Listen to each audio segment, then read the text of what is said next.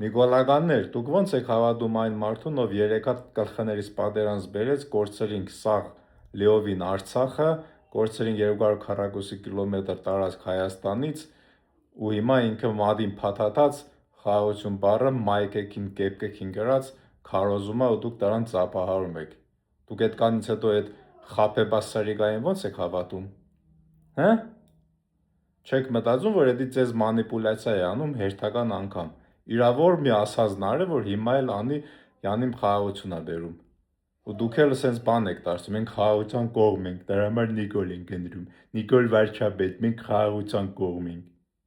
Դուք խաղաղության կողմ եք, դուք պարտության կողմ եք, որովհետև ձեր Նիկոլը պարտվել է 3 անգամ, եթե ոչ ավել։ Ու այդքանից հետո դուք Նիկոլ եք քարոզում, Նիկոլ Վարչապետ եք գոռում, ուրեմն դուք պարտության բան եք, քարոզում եք։ Դուք մեր ազգի մեջ պարտություն եք քարոզում։ Ոնց կարա այդ պարտված, նվաստացած ղեկավար կոչվածը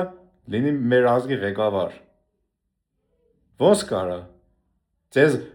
կզած, պարտված, մուտիլովշիկ, խաբեբա մարդ է պետք ղեկավարի։ Այդքան անթասիբ ենք դարձել, որ այդ ձևի արժեքներով մարդը պետք է մեզ ղեկավարի։ Հա՞։ Դուք ոնց եք այդ խաբեբային հավատում այսքան բանից հետո։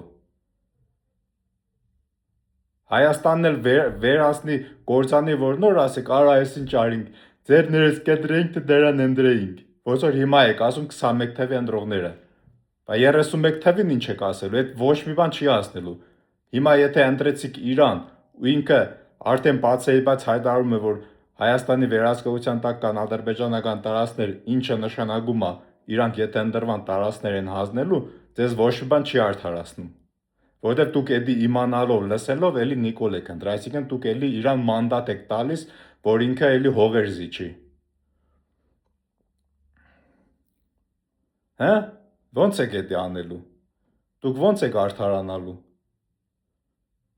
Ձեզ արդարացում չկա, խելքներդ գլխներդ հավաքեք։ Հունիսի 7-ին չենք քվեարկում ՔՊ-ին։ Վերջ։